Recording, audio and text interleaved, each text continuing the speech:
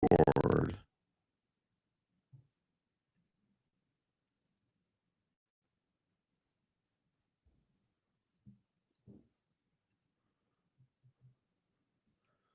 I'm just going to text you the link.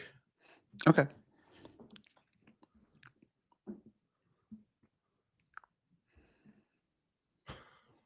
Okay, there we go. All right, so we're Okay. connected.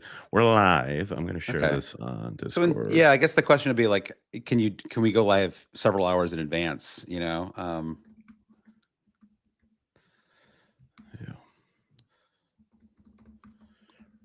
Right, like can we pre-set it up? Which I'm sure we can. I'm sure we can. It's just kind of a learning curve.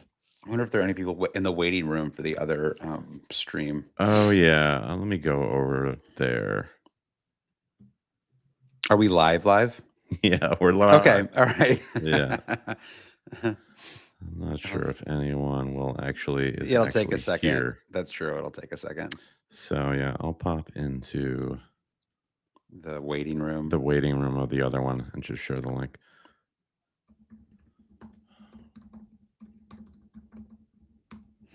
A nice graphic you made and everything. I know. Oh, whoops! Why did I just share a Twitter link somehow?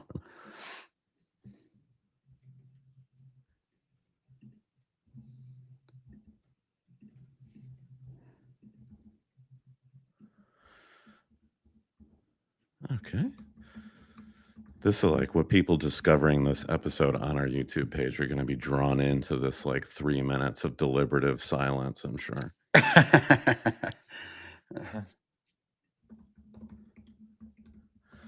Okay, tell me when you're ready here. Okay, and then I'll just share this on our Discord. Okay. Oh, I did that already. Did you share?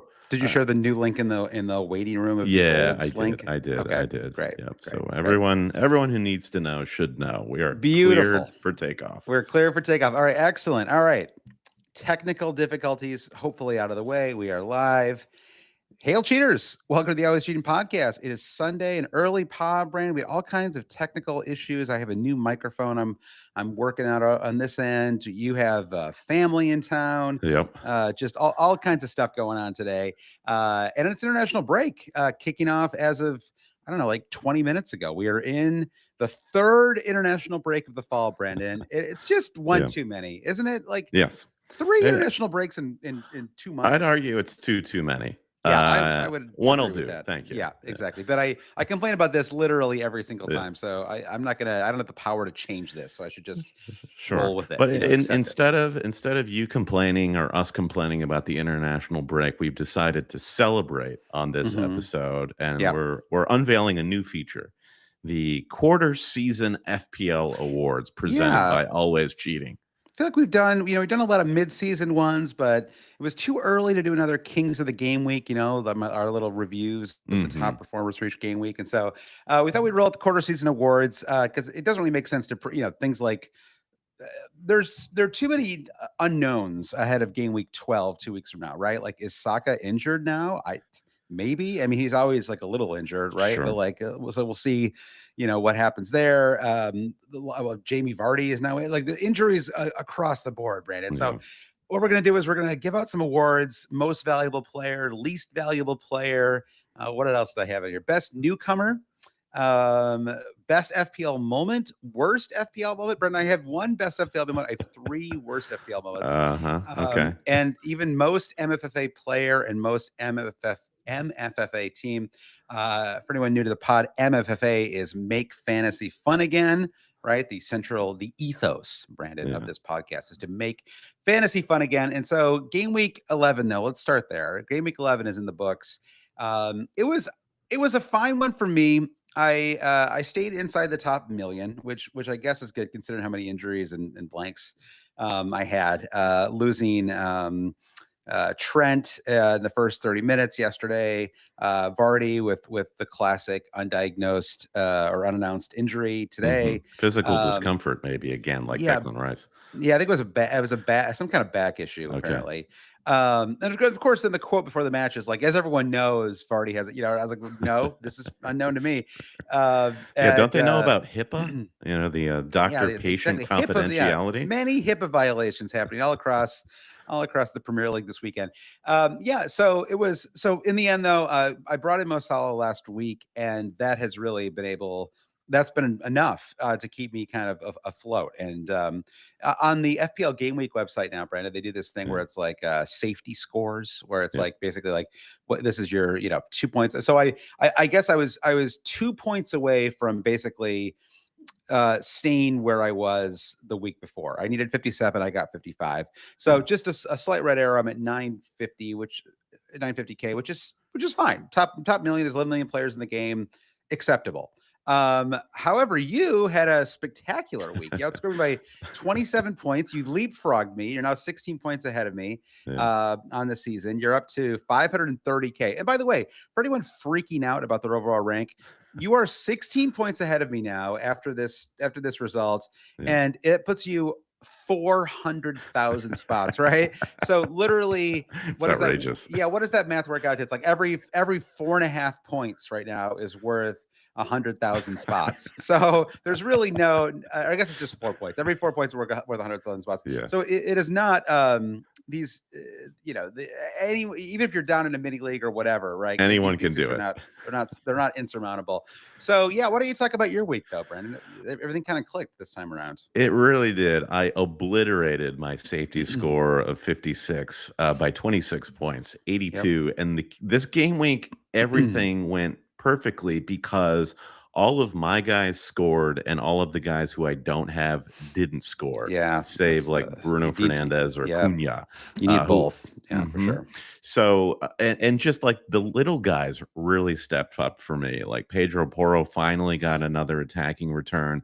Mikolenko with the clean sheet. Liam Delap with a goal and a cheeky assist, which looked a little dicey there, but I'll take that with the 3 bonus points. And I was kind of kicking myself after the deadline. Like, what was I thinking benching both Morgan Rogers and Konsa? Even though they were playing Liverpool, I thought, well, just play your better guys from the better team. But whatever logic I applied here with my starting 11 was I mean, good. you couldn't start Konsa. I mean, that would have been over. I think the move probably was to start Rogers, but obviously the move was to play Liam Delap and maybe even captain him. But the captain Mo was good. Haaland, he's worth every pound I paid for him now because he scored a goal and got 5 points. I don't know. That's another debate, but I don't want to do too much Haaland talk here because we'll see if he gets any awards on this episode today. Emile Smith-Rowe, just a delightful weekend. Could have had 2 returns, but was marginally offside there. Foden, I mean, is really just like the big, I think, black mark on this team, and I get to. I was teetering between just using my additional free transfer. So my one free transfer was Havertz to Wood. That was a +1 transfer. And I was debating whether to use my other free to move Foden to Palmer. And ultimately that was just a break even. And actually now I can buy Palmer for 0.1 cheaper over the international break because he dropped by 0.1. Foden also dropped, but I had gotten 1 price rise out of him. So it's a break even. Are you still as high on Palmer after? I don't know. I guess he's just had 2 really tough matches. I don't know why I felt so eager to move in on him a couple of weeks ago. It feels kind of ridiculous now. Like you just have to like play the fixtures to a certain degree, right? And like, I genuinely feel lucky that he's not scored as many. He's had quieter games certainly the last couple of weeks and tougher fixtures, but a healthy Palmer.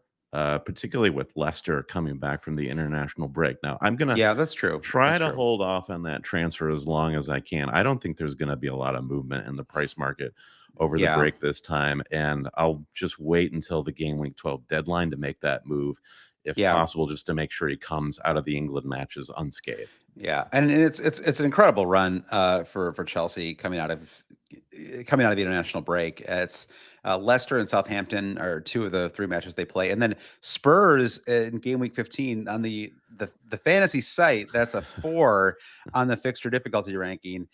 From a attacking point of view, that might be a 1 or a 2, Brandon. I feel like, I mean, You still have, I guess you got an assist on a Poro, which is better than you can get from most defenders right now in the game. But that team is wild. Like it is. I guess that has to be one of the talking points from this weekend, which is basically what do we? I don't even know what to think about all Spurs assets. I mean, Son is probably just too expensive. Too many other players who are similar to him. That he's kind of an easier one to kind of write off in fantasy. But Solanke, I still feel pretty good about him. I mean, he had the handball goal, which was legit. I mean, honestly, like if it hadn't ricocheted off his hand, it wouldn't have been a goal. My hope actually was that it ricocheted off the other, like the defender's hand. Sure. But you couldn't, it was also, I don't know, but regardless, the handball goal, but he had a nice chance too. Actually, it's kind of interesting. Actually, he basically didn't score the goal that Gabriel Martinelli scored in the Arsenal match, right? Which was to get the ball with a little bit of space and try to get it near post. And Martinelli, squeeze it. Yeah, squeeze it. And Martinelli did a great job with it. And Solanke, I guess I think he might have tried to go far post there instead of going near. And I feel like that's he what he had to do? He had to pull a Christian Pulisic in the 2010 World Cup, Brandon. He had to go, he had to roof it, right? That's the move right there. Right. Always go roof. Yeah, always go roof. Exactly. So regardless, I think he's fine. And Poro, I mean, I imagine if you wild card, you probably would drop him, right? Yes, I would. Yeah, Spurs, the cliche just continues to ring true about the Spursiness of Spurs. And they go from one week being, close to the best team in Europe to the next week being completely inconsequential in their attacking performance. And, our friend Chancer Dan on Twitter, who's a massive Spurs fan, was saying before kickoff, this is our best 11 out there, save Mickey Van de Ven. And so it's not like they're short of personnel.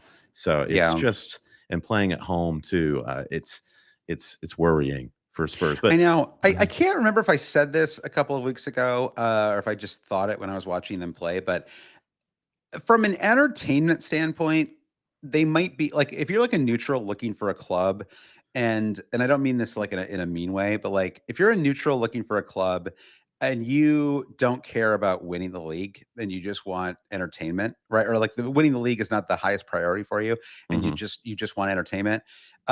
You could do a lot worse than be a Spurs fan because every single match is exciting. Like you genuinely, like they could beat anyone, they could lose to anyone. There are always going to be several goals. It's like it's wildly unpredictable every single match, and as long as your goal is not to win the title, I think, and I know it sounds like I'm like negging them here, but I'm actually in a weird way not, because a lot of people who are sports fans just want to have fun watching sports, and they don't necessarily. I mean, obviously, like winning is the name of the game, but like for some people, like it's like the second, like I guess I'd rather watch Spurs matches in general than like a lot of these Man City second half of the season performances, for example, the last few years, right? Where they just, once they get a 5 or 6 point lead, they just 1-0 everybody until the end of the season, right? It's ruthless and effective, but not super entertaining, right? Like if you're like a 11-year-old kid, like I'm not sure that like that's what I really want out of a match, right? Yeah. It seems what they're missing really is just like a grown up in the middle of the field that can marshal everyone and help keep everybody sane. And maybe that should be a role that James Madison should grow into, but he can't even get into the team right now. So that's like my main concern for Spurs. I just realized, Brandon, we can see the chat right here in Riverside. Okay, that is the one nice thing about this new link. So if you want to chat with the cheaters, Brandon, you can join it. If you're listening to this on in podcast form for future pods, Brandon, you can chat with the cheaters, and we might actually see it. Otherwise, it used to be I'd have to have like a little like a second screen up here. Yeah, it'd be hard for me to follow. It's like the old work thing of like I can't see any of your questions in Teams because I'm running the PowerPoint right now. So really, this isn't so much of a dialogue as it is a monologue. And that's quickly off topic here. If you had to rank Teams versus Google Hangouts versus Zoom, what's your ranking of those three? Oh, I guess I don't know. I use Microsoft Teams so much every day, so I think I've adapted to it. So I'm fine with it. I'm fine with Teams. I would go Teams, then Zoom, then I don't know. I never use Hangouts. Google Hangouts, so I don't Okay, know. we use Hangouts a lot at my office, and so I would go, but I don't really care for it. So I Okay. would say I would go Zoom, Teams, Hangouts. I guess that would Excellent. be my The my awards are trio. already flowing here on They are, yeah, the exactly. quarter season Yes, award ceremony. gold, silver, and bronze already allocated. All right, so let's see what else we want to. Oh, so Man City. We talked about Haaland briefly. I actually don't think that Haaland is in a weird spot where he actually doesn't appear in the awards section because, um, what it's like on the one hand, he has had what is kind of a disappointing season, right? But on the other hand, he has like 11 goals on the year. Yeah. Like you cannot call him like the least valuable player. Like you maybe aren't getting 15 million worth of Yeah. returns, but he has been honestly quite good. And he even scored again today. As a non-Holland owner, it was that yellow card at the end was the stuff that dreams are made of. You Yeah, that know, was like it's minus 3 points because I think he was on for 2 bonus at that I think time. 2 or 3. Yeah, Yeah. exactly. So it was, yeah, but you know, that the Man City in general, though, it's a disaster. I mean, I had Guardiola. I've sort of gotten away with it. I've only had him for 2 weeks. This Mhm. this will be my third week. And got the clean sheet and 3 bonus in 9. Got the Pyrrhic goal in Yeah. the Bournemouth match. And then and then it looked like they were kind of just cruising their way to a 1-0 until I don't know what they both those goes in the 80th minute or later. I think the first one was pretty late, the first Brighton goal, and then Yep. obviously the second came just a few minutes João after that. Pedro being a game changer, which like Yes, yes, I don't want to get into all of that. he's back We've on the. got Well, we'll just say he's he's back back on on the the menu. radar. He's back on the menu. Yeah, Yeah, the thing with Holland is it's what do you think is going to happen with Man City? Do you think that they're just going to be like this yeah, for like an indeterminate period of time? Then don't worry about it. But if you think yeah, that they're going to bounce back and Holland is going to bounce back, the real problem of getting rid of him is then getting him back because yeah, the other premium midfielders where you'd spread that cash around are probably not going anywhere. So you yeah. will face a very difficult decision of who to get rid of if and when that time comes to get Holland back. So that's the story I'm telling myself as a Holland owner right now. Yeah. And So if I you were to wild card in game week 12, for example, you would most likely keep Holland. I would. The reason I would keep Holland is looking at the 4 premiums that we keep coming back to of Holland, Salah, Palmer, and Saka. Yep. Saka and Arsenal just don't feel they feel like they're going through a similar malaise as Man City is right Yeah. now. Maybe for different reasons, but I don't. I'm happy to go without Saka, and I feel like Saka's ceiling is lower than Holland. So if I'm going to roll the dice on one of them. Now, of course, that's like 5 million more dollars that I have to spend to roll those dice.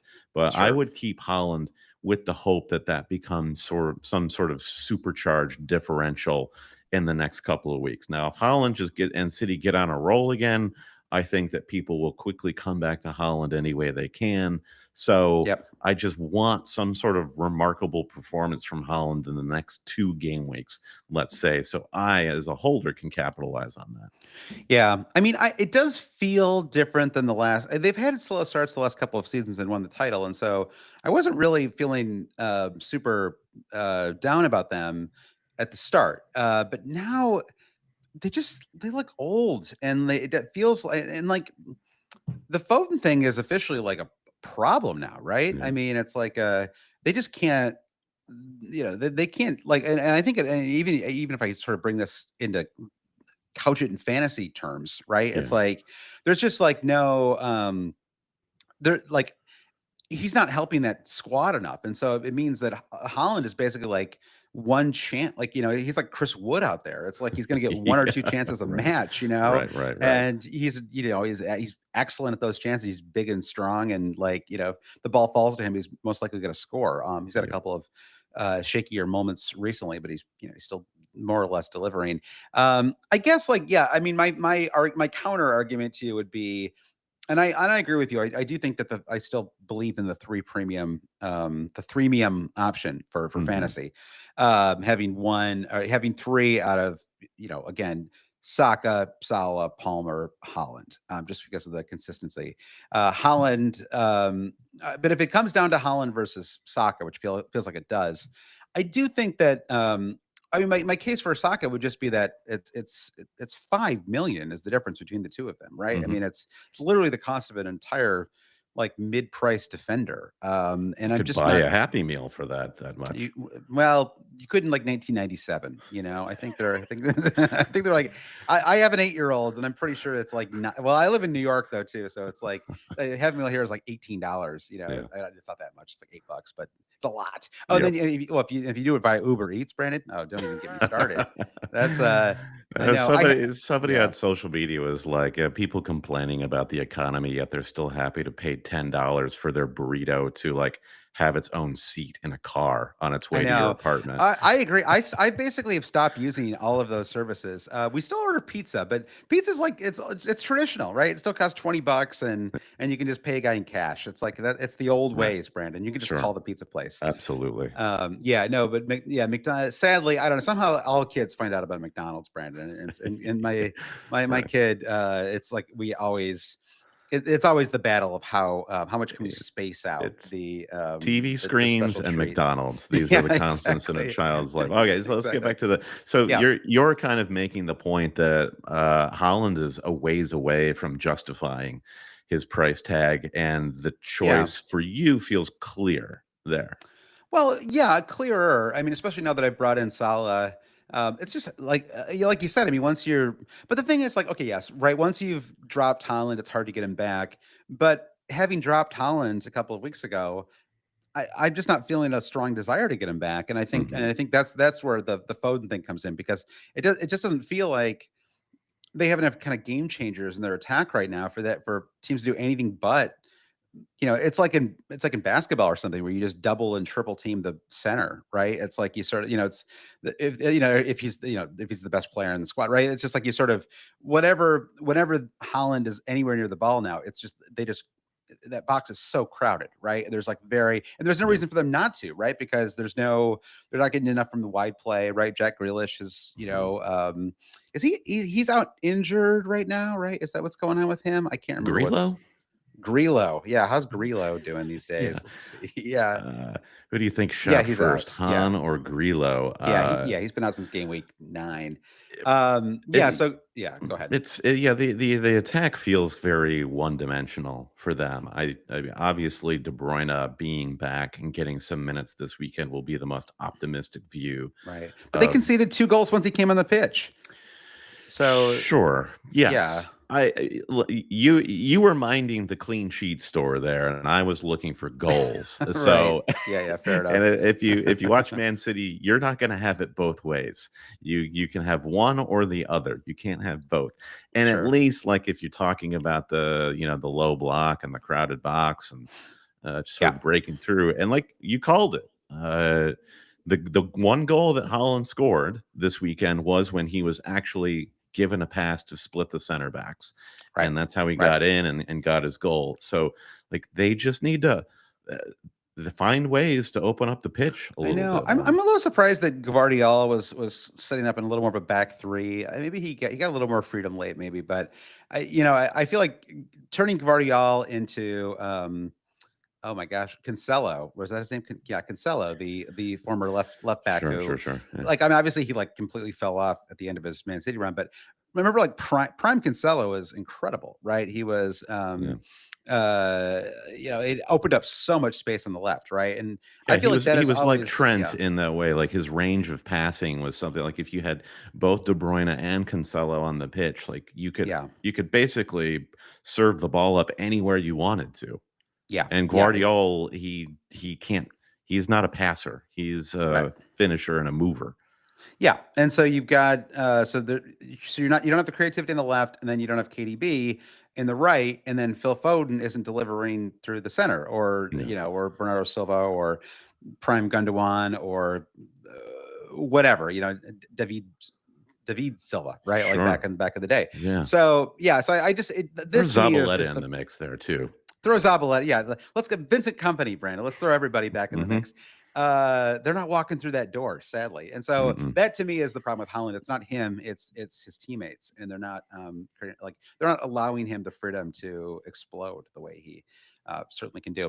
All right. Well, I do want to get to these awards, though, Brandon. So I don't want to get too bogged down in talking points. Who knows if people will listen to this because of the international break and stuff. So I will just note, though, Cunha, another player, much like João Pedro, firmly on the radar. I say on the radar, but honestly, people have already started to bring him in. And I think if you were going to, I think the Southampton match was a great chance to do it. Goal and assist, very impressive. He was very impressive last season as well.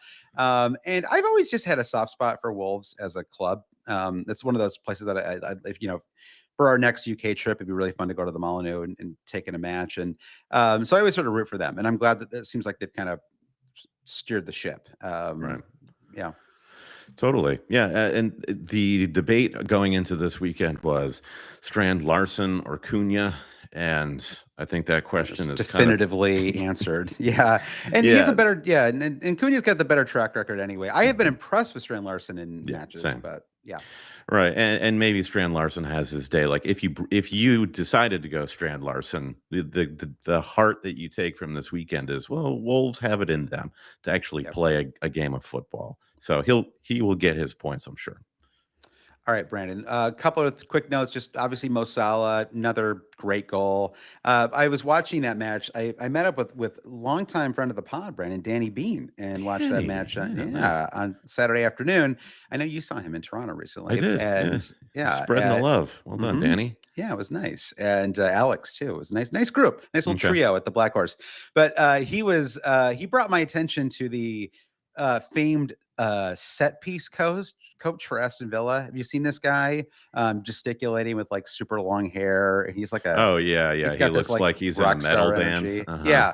And then they conceded 2 goals from set pieces. So it's like, wow, like maybe you don't need to focus on this guy so much. But Salah, goal and assist for Salah, both really I mean, I guess the first one, it wasn't impressive. I don't know. I mean, it's not necessarily even an assist, right? It was like a kind of long ball that he was kind of playing to himself probably, but the way it worked out was great. Darwin took it like probably the best goal he's ever taken for Liverpool. But then Salah scores the second goal, a classic Salah goal. Absolutely beautiful. It's been a while since we've seen him score one of those where he just does have half the pitch to run into. Yeah, it's honestly one of the most beautiful things. And I don't know, should I say sport? Should I go that far, Brandon? But it really is beautiful. Like Salah in space is beautiful. And then he scored the goal and he did this little like crossed his legs, and you're like, it's like, when Salah's in a good mood, right? Because when he's in a bad mood and he scores a goal, it's like he doesn't even celebrate, right? But like, when he's feeling it, he does stuff like that. And he just they announced to avoid wear and tear, he is not getting called up for Egypt. So he's even more of an absolute must buy if you don't have him in your squad already. And then just one final note, which was Isak, another player who, a preseason favorite.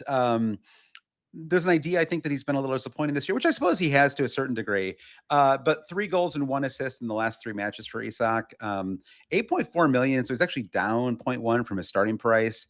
And they have really good fixtures ahead. They've got a couple of home matches out of the break as well, so including one at West Ham, which feels like a good opportunity for him. So I think if you wanted to be a little bit different, like if Saka is injured, I have all this money right now because I've been freeing up cash for Saka. If Saka is injured and Vardy is still out, then I might even consider going Isak as soon as game week 12. I like that. Yeah, I've been very impressed with them too. And Newcastle just kind of getting their mojo back is just fun for that mid-table scrap. Yeah, it's a good moment. I feel like this 4-week block of matches in the Premier League brought a lot of entertainment. And so after, what's nice too is once we get out of this next international break, we have a great run of several months, basically. I've also been enjoying the Champions League, but we can talk about that. That can be like we'll do that as like a Patreon pod or something, Brandon. So speaking of Patreon, if you would like to support the podcast, Brandon, say thank you to the cheaters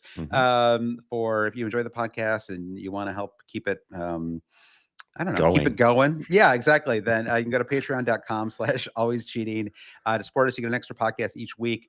We only do one. This is kind of a new change as of a couple years ago. We only do one during the international break, but we will do one during the international break 100%. So we'll do an extra podcast during the break. And I guess I should say extra podcast for each game week, right? That would be more accurate.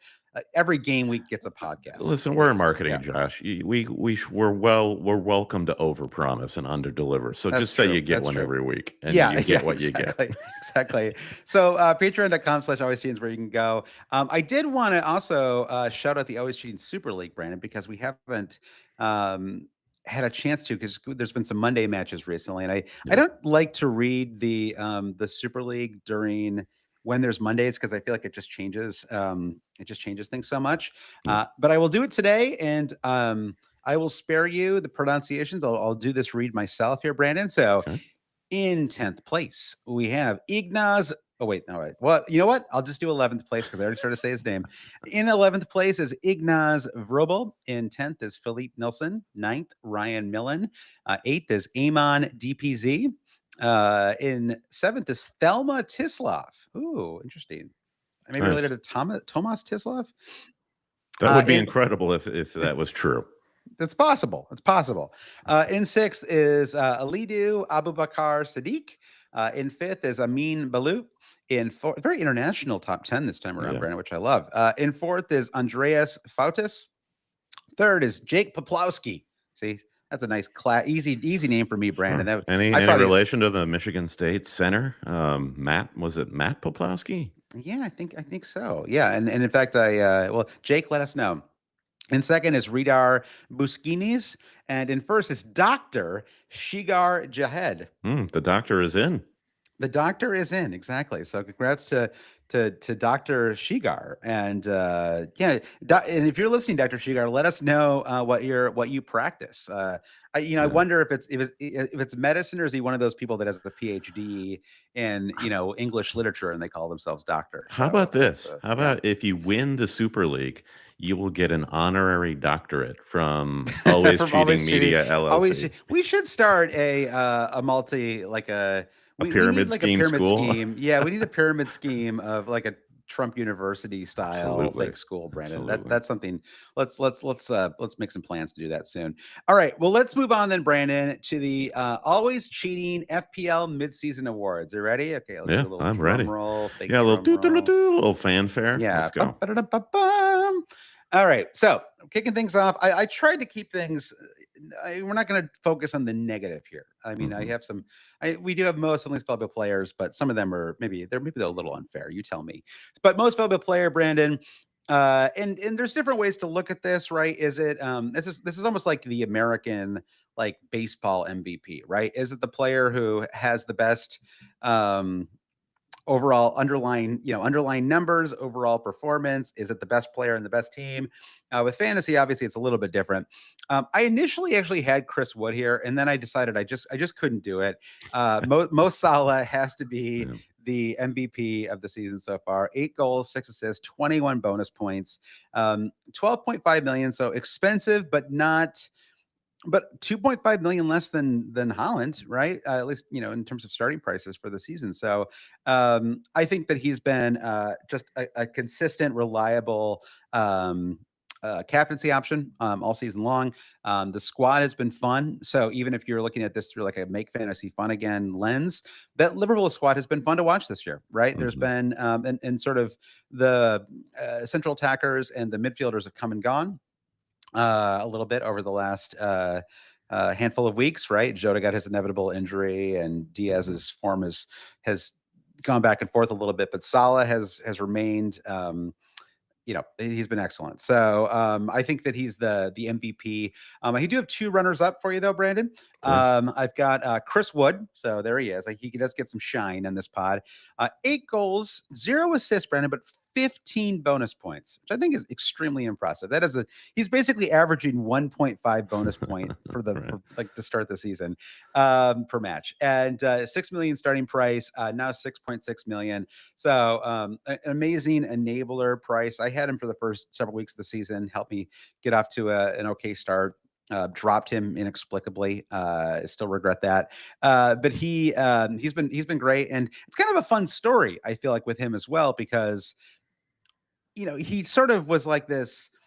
We thought he was a completely known commodity, right? But he was always a great underlying stats favorite as well, right? Because he's like a C ball score ball, right? It's like he gets he's like, he doesn't get that many chances, but when he does, he tends to convert, right? Yep. And so now he's on a team that has enough sort of quality behind him. I realize I'm saying this at a match where after a match where he blanked and they conceded 3 goals. But in general, Forrest have been excellent so far this season, and he has just been in an amazing patch of form.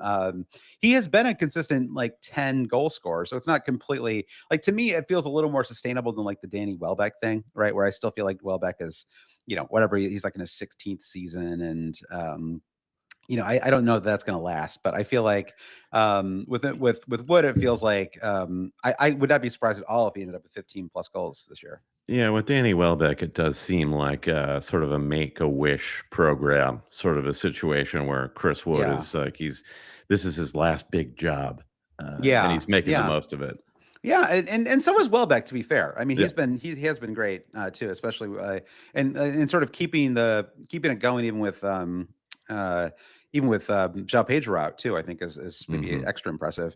Yep. And then my other runner-up was Bryan Mbeumo, and 8 goals, 1 assist in the season, and his price has gone from 7 million to 7.9. That has to be the highest. I didn't actually check this, but that has to be the highest anyone's risen so far this season, right? Almost a full 1 million in the first 11 weeks of the season, which is pretty remarkable. But it's well deserved. Even yesterday, when I felt like kind of for the second match in a row, he wasn't super impressive, but even that match he comes away with an assist, right? So just a super consistent fantasy asset. Yeah. I think we'll have reason to mention Cole Palmer later in this award ceremony, but Palmer, I think, gets into the MVP discussion with a shout just for making the game super interesting early on in the season. And I was guilty of just dismissing him out of hand before the season started because of the upgrade in his price to 10.5. Well, you went back and forth. Like in the very, very first pod, you were like first name on my team sheet. And then you had a crisis of something. Yes, that's basically me and FPL. It's just like a running crisis of confidence. But so he's not had his full say yet, and I think when we hand out the final awards at the end of the season, he might be right there at the top. Yeah. So let's go to our least valuable players now, Brandon. The winner for me, and I think this is I don't know if this is controversial or not. You tell me if you think I missed anybody here. Okay. But I think the winner has to be Kwanzaa, who started the season and you were like, oh my gosh, opportunity to get in on a 4.5 million Liverpool central defender, got all of these starts going into the preseason, comes on to start the season. Brandon gets 45 minutes, leaves the pitch at the 45-minute mark of the first match away to Ipswich, has not been seen again. I guess he's been literally seen. But after that match too, the manager comes out and says, well, that was a tactical decision because I don't like him anymore. Yeah, he was like, something happened. I don't know what happened in those 45 minutes away to Ipswich that made him completely lose all faith in Kwanzaa. Are you familiar with this documentary about Zidane? I think it's just called Zidane, and it's many different cameras around the pitch where he was playing for Real Madrid, and they just capture his every movement, and it's soundtracked to the great Scottish post-punk band Mogwai, right? Right. I think they should do a similar documentary with that 45 minutes with Kwanzaa. And let's see what would be like the band. What band should soundtrack that? Like the Benny Hill or something like that. Yeah, I mean, but it's almost like it'd almost be funnier if it was also a like Mogwai type band, but it was just that like really cool atmospheric music of him just like misplaying passes and just like doing nothing, standing stock still for minutes at a time. I mean, he got. I mean, like. It wasn't like last year he was like this superstar, but he got 1,200 minutes last year, like 1,200 minutes in the Premier League, scored 2 goals. And yeah, this year, 45 minutes, and that's the last we've seen of him. So, and he has dropped, by the way, from 4.5 million to 4 million. So, should there ever be a center back crisis, he could still redeem himself at Liverpool. But yeah, maybe he'll be like 3.8 by the time people actually want to bring him back in. Totally. Yeah, even like I thought maybe there would be a moment when Kanate came off. Was it last week where it looked like maybe he dislocated his shoulder or something, and he was immediately like, "Nope." The boss said, "Hey, I've got a problem. Kwanzaa is my replacement for you. We just gonna pop your shoulder." There's really nothing. Yeah, there's just no way we can do this. I'm terribly sorry. Yeah, I love the rest of your least valuable player list because it's just all players who you owned in game week 1. I know, but I thought about that too. But not intentional. I mean, the ones I can think of are ones that I'm currently suffering with. Like Phil Foden didn't even play to start the season, and Foden has to be in the LVP. He still has no goals and assists, right? Just 1 assist on that corner kick where he came on as a substitute and just kind of right. So a 4-point corner kick sub. Yeah, you could kind of say that was fluky or what have you. But and then it's like it turned out he was out because he like doesn't like football anymore or something. There was something where it's like I'm enjoying myself again. It's like if you have to say that kind of implies that you weren't enjoying yourself before, right? So I don't know what these tournaments do to these guys, like from Foden to Watkins, just like I watched them play in the Euros and they all look totally fine. Like I know Watkins was awesome. Yeah, I mean, but somehow that just takes a lot out of them mentally, and I get it, particularly if you play for England. Like there's a long storied history of the England FA just draining players of all confidence and desire to play. But when Watkins got subbed off in yesterday's match against Liverpool, it was it was well deserved. I mean, it was sort of like, like what are you gonna do? So, he just hadn't been performing. And Duran has always been so good too that it makes Watkins even worse the fantasy asset. Sadly, I brought in Watkins, I dropped him for Solanke this week, right? 1 week too late. Yeah. Watkins has had like 1 or 2 moments which saves him from being in the least valuable player camp. Yeah. But he does have issues with his price for the moment. But you've got Nkunku and Eze here. I mean, what can we say about Nkunku? Is like he was also much hyped at the start of last season. The issue then was he got a season-ending injury, and so we didn't have enough to assess him. And then coming into this season, you think he's fully fit. He's had a preseason. There's a new manager. Let's go. And for whatever reason, Maresca also doesn't like Nkunku. Yeah, it has not worked. I mean, and to be fair, Nkunku hasn't done anything when to be fair to Maresca, I should say. And Nkunku hasn't really done anything when he's been on the pitch. He was great in the preseason too. So I don't know. It's another I guess this just goes to show once again, you just should not be using any preseason information when putting together your fantasy team. Like you should be looking at previous season performances and health. If there's international tournaments, who's going to be eased back in, that's certainly a factor. Watkins was an example of somebody who probably should have been eased back in, but was just thrust right back into the starting lineup, which ended up being maybe a little bit of a mistake for Villa. And then Eze, who maybe Foden actually probably deserves the spot over him. I kind of forgot Foden when I was putting this together. It's kind of hard to do this. Part of the problem. I'm scrolling through hundreds of players. Yeah, it's part of the problem. Yeah. But I think for him, it's just because expectations were so high, right? 1 goal, 1 assist, injured once again. Brian suggests we expand Eze to the whole of Crystal Palace. I think that's fair, right? Because even Mateta, I felt like he blew some chances in that Fulham match yesterday, and just kind of a really disappointing season for the entire Palace squad. I agree. I am now expanding this, Brandon, to the third runner up is the entire Palace squad. Yeah, we're looking at you, Kamada. 20 of them. Yeah, and because who was the defender who everybody was kind of high on to? Munoz. Munoz is a pretty disappointing start to the season. All right, well, let's focus. Let's get back on the positive here, Brandon. Best newcomer, and best newcomer is a tricky one, I think, because there actually have not been a ton of fantastic newcomers. Right.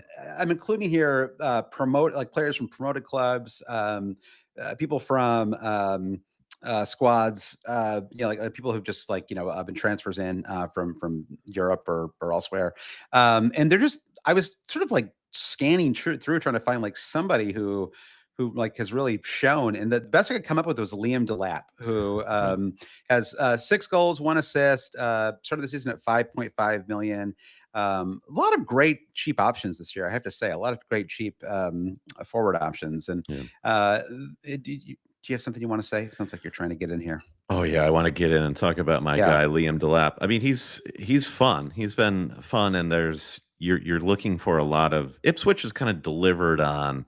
There's a lot of upside. They just can't win games, and now they're Yep. turning it around, which is Leif great. And Davis. Yeah. Liam Delap reminds me of a lot of great strikers on promoted sides where he's just kind of a unit, and he's going to put himself about, and that's kind of how you have to scrap at that end of the table.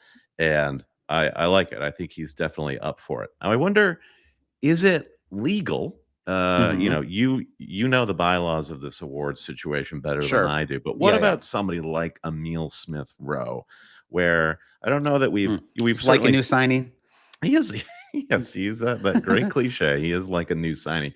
Yeah, could we give a special award for like a new signing? Well, I don't have a most improved player award, Brandon. Uh-huh. And if I did, then maybe we could give it to Emil Smith Rowe. I think that would be fair. He's got 3 goals and 2 assists. I mean, his returns are, I guess it's just like what you pay for, right? Because it's Mhm. even compared to someone like Delap, it's not as impressive. But I think because he's a midfielder, though, it also obviously counts for more too, right? Like 1 goal in yesterday's match was enough for him to end up with 11 points, Mhm. and be one of the top score performers this week.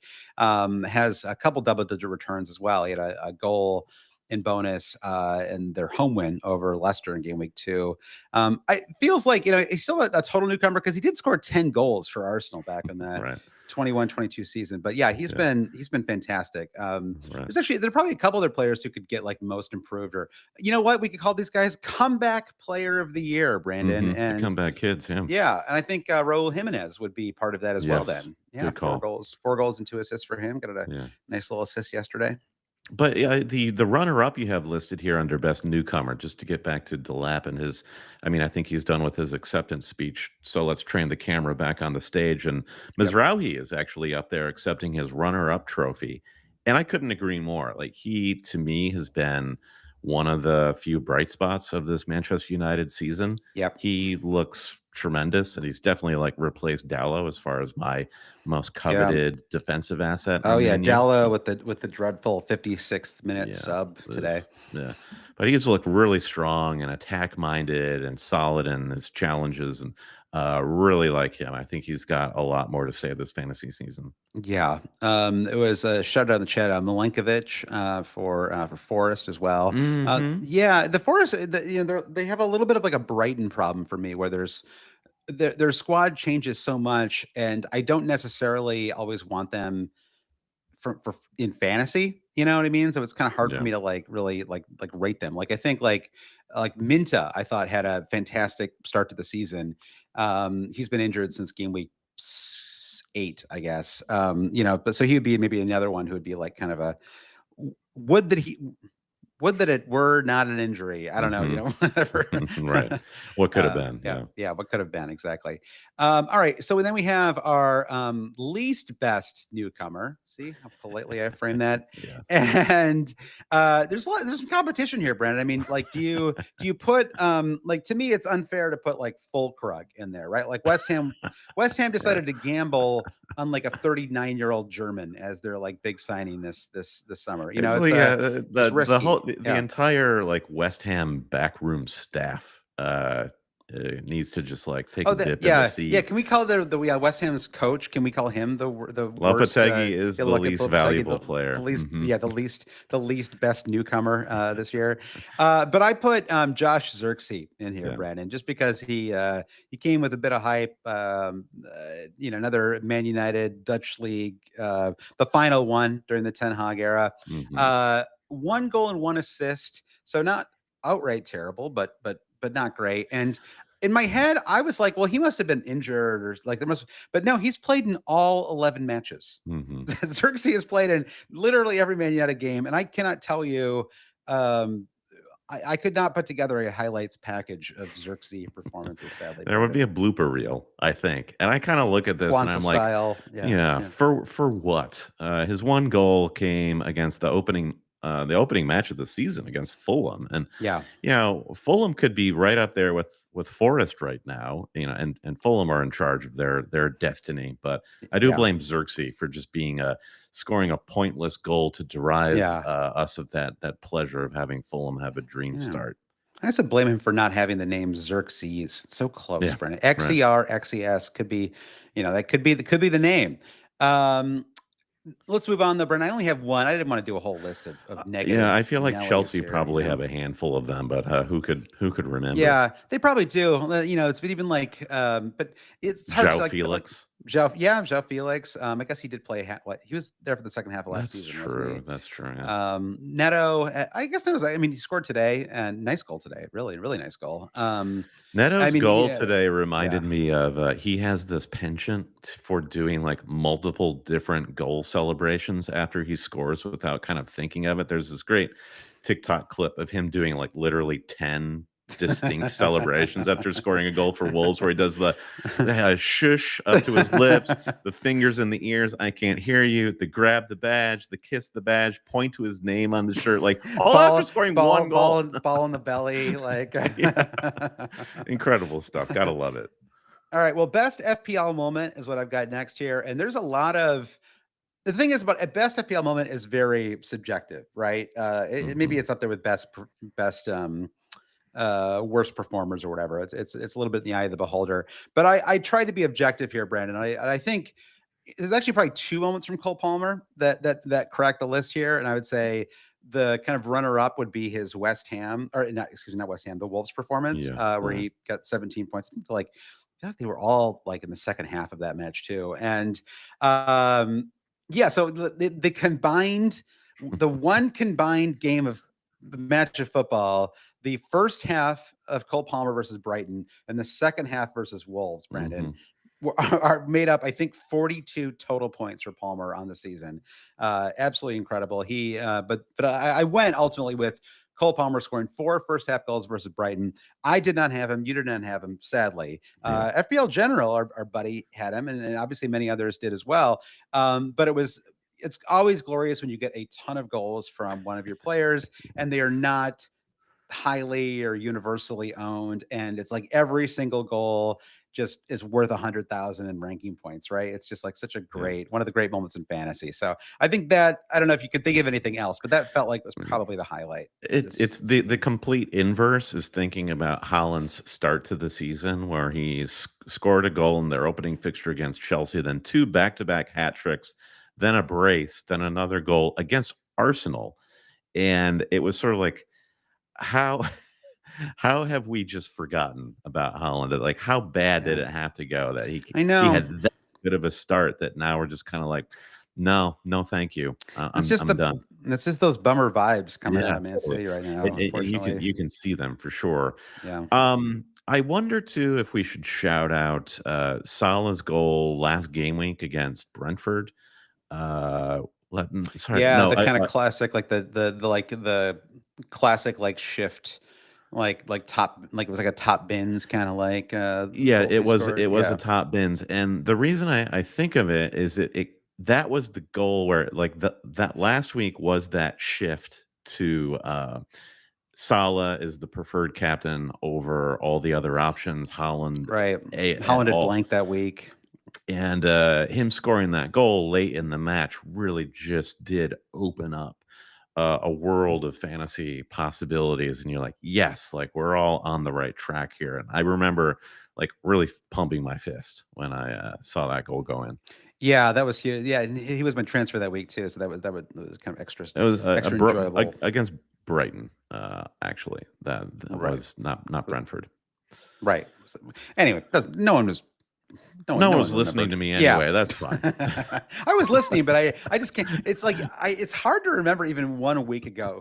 It's like you can, it's like once you like if you pull up the match, like the match, the match Yeah. roundup or write up or whatever, it's like, okay, I can remember this match. But if you just ask me who Liverpool played literally the week before last, Yeah. I would have to sit with like a pencil and pen for 20 minutes and figure it out. Mm. All right. Worst FPL moments. I've got 3. I'm sure that everyone listening has more that they could add themselves. Yeah. Post some in the chat on the YouTube and we'll shout them out if you have Let any. us know. Yeah, or let us know in the comments on social media or Discord.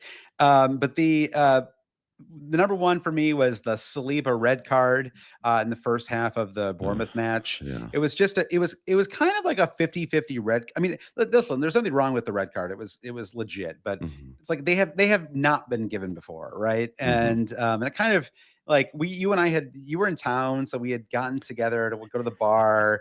This is the big kind of featured match of the day, right? It was the late game on Saturday, and then 35 minutes in, he gets this red card, and you're like, well, go home, everybody. Over. Yeah, exactly. There's nothing for me now, and so I think that was the biggest bummer, and also because it sort of made you feel even worse if you had gone Saliba over Gabriel, right? And Gabriel has not been. Neither the Arsenal defenders have none of them have been amazing, but I think that at least Gabriel has banged in a couple of goals, right? Whereas Saliba has just done nothing, no goals, no assists, only a handful of clean sheets, even. So.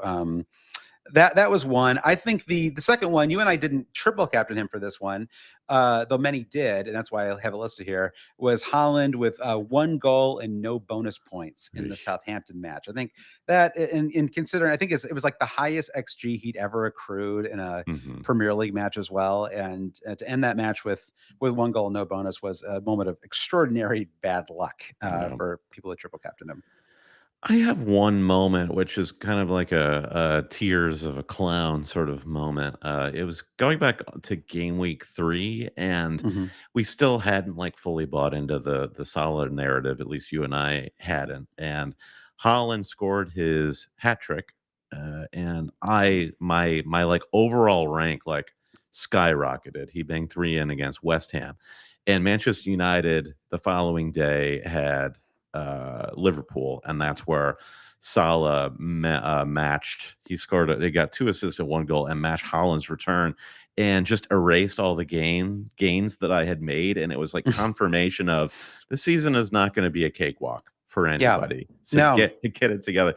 And I guess like it feels good, like starting this week to sort of like mount a comeback and get to where I want to be, thanks to Salah, actually. So there was a lesson learned there, but. I just remember that very acutely of like, in John Wick 4, where John Wick makes it all the way up the steps of the, what is that, Sacre-Cœur, and he gets knocked all the way back down and has to do it again. Yeah, that's a fun one of the great scenes in that movie. I think that movie's actually slightly over long. I know, but like, I like it, but it's it might be my least favorite of the. My hot take on John Wick 4 is it's while cool, it's the first John Wick movie to think it's cooler than it actually is. Right. It's the first John Wick movie you might check your watch. That's like there's like a scene where one of these at the he's like there's like a scene where he's by the Eiffel Tower and he's got a motorcycle. And he must get shot 175 times, but he just says, like, they were like, oh, you have this suit that looks like a normal suit but has like armor, and I'm like, well, like, yeah, but then when like none of these professional killers like thought to shoot him in the face, or like all he's doing is just it made no sense. Anyway, it's that great line in Dumb and Dumber where they're wearing bulletproof vests, and Jeff Daniels is like, well, what if they shot you in the face? Yeah, they say that was a risk we were willing to take.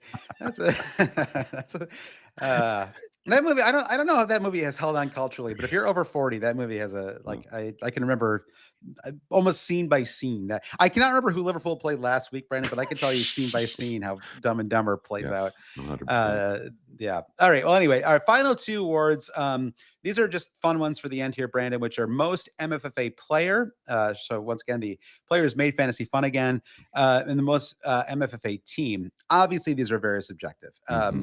But I think Chris Wood, deserves consideration for this. But I ultimately went with somebody. I also wanted somebody new. I wanted to reward somebody we hadn't already talked about on this pod, Brandon. So I think that Antoine Semenyo would be a player who makes fantasy fun again, just because he makes the Premier League fun again. It's like when you watch a Bournemouth match, he's all over the place, right? He's, in theory, he's the the right winger, but he gets central. He could pass well. He sets up other teammates. He's just involved in everything. And now that Evan Nilsson is into form, it's like they really have become a pretty dangerous squad.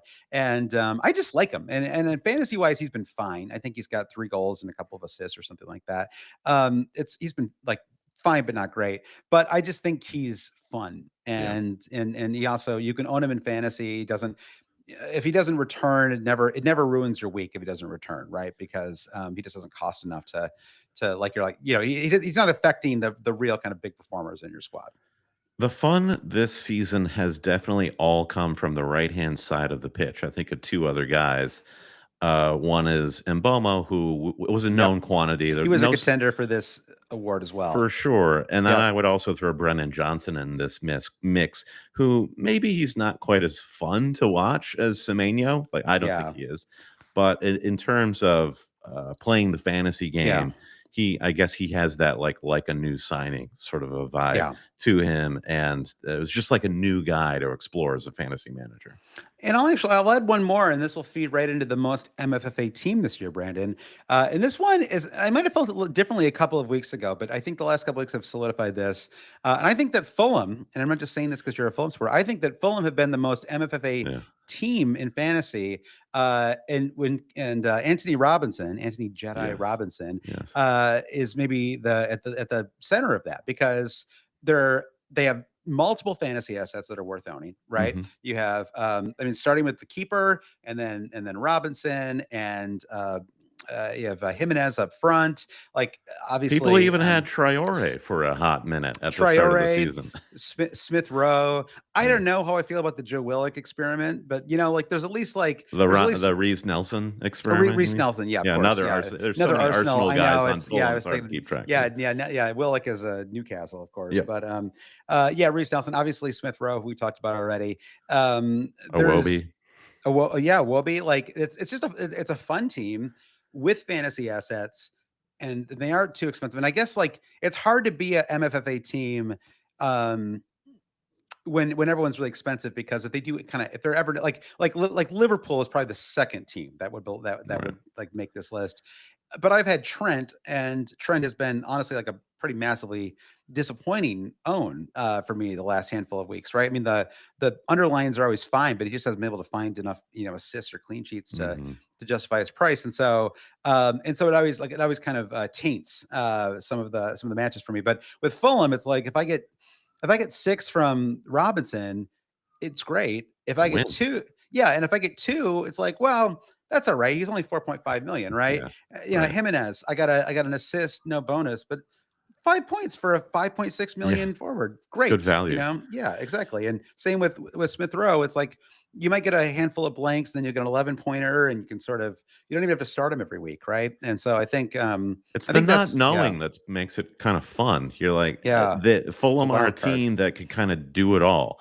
They can score, they can defend. You don't know how many they'll score or if they'll keep a clean sheet week to week, but it's all in their locker. And so having any asset, like, it just has this built-in sort of upside that you can always look forward to. They're up to, I just pulled up the table. They're up to 7th in the table too. Really impressive. It's incredible. And if you just think, like, going back to what I was saying about Xerxes, just if Fulham had taken 1 or 2 more chances, like let that late goal in against West Ham by Danny Ings, that was 2 points that they easily should have had. So it's just great stuff over there right now. Yeah, fun team for sure. All right, Brandon. Well, I think we're gonna wrap it up there. We'll do another pod next Sunday. That'll be our proper Game Week 12 preview pod. We'll have lots of injury updates, I'm sure, and maybe some international news to discuss as well. We'll have another U.S. men's match under Pochettino too. At least one, probably just one by the time we pod.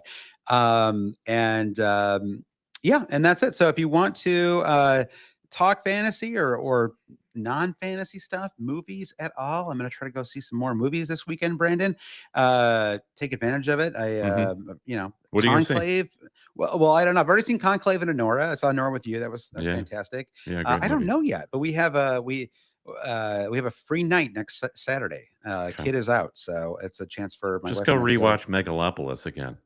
I should. Yeah, I need to go see that for a 9th time. No, once was plenty, but I'm glad I saw it just to have seen it. And it's like watching David Lynch's Dune. You know, it's like, am I enjoying myself? I don't know, but I'm glad I saw it. So anyway, if you want to support the podcast, you can go to patreon.com/always cheating. Brandon, you want to thank our producer patrons? You made me think of mentioning Dune. Quentin Tarantino was out in the press and he was like, I will not be watching Denis Villeneuve's Dune because I don't want to watch remakes.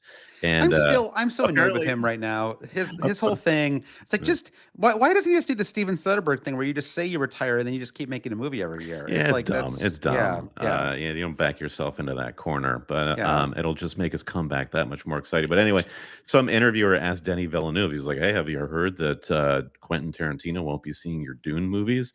And Denis Villeneuve was like, "I don't care." So listen, there wasn't a great payoff to that story, I admit, but there is payoff to joining our Patreon at the highest possible tier and becoming a producer. And as always, we like to thank our producer patrons: Mike DePietro, Trevor Ingerson, Dave Wegner-Lodal, our buddy Chris Howell, Andy Penn, Nick Wright, Lazarus Llanos, Jesse Halstead, Bruce Kerr, Brian Chin, Bob Kuhn, Ron Frost, Blair Jacobson, Todd Byerly, Andy Portlock, Dan Parsons, Terrence O'Donnell, Carrie Swanson, Jefferson Turner, as he does it, Francis Moore, Sam Shower, Craig Jackson, Caleb Robbie, Brian Clark, Thomas Tislov, Brud Jacobson, The Saint, Gareth H., Shalin F. Kadakia, Rishi Nigam, Noah and Louise, Travis Grant, Linus Vinnerstrom, Matthew Skinner, Ben Coombs, Eric Kite, Rune Sandberg, James Murray Wood, James C., James Holland, rounding out the three gyms. Also, Jack, and last but not least, Craig at Total Math Tutoring. We have a doctor at the top of the Super League and a math tutor at the end of our producer list. It's a very educated crowd here. You'll have to see. All happening in the Barclays Premier League, Brandon. All right. Well, thanks everyone for listening. And have a great weekend. Enjoy the international break. Take your family. If you're a Premier League addict like Brandon and I are, go do something with your family. You know, just like don't lament the lost weekend. Think of it as a weekend gained for family time. Absolutely. And thanks everyone for joining us on the YouTube. This is, of course, on our YouTube page at Always Cheating. We'll see you there. And Josh, I'll see you next week. Sounds good. All right. Bye, guys. Yeah. Now, how do you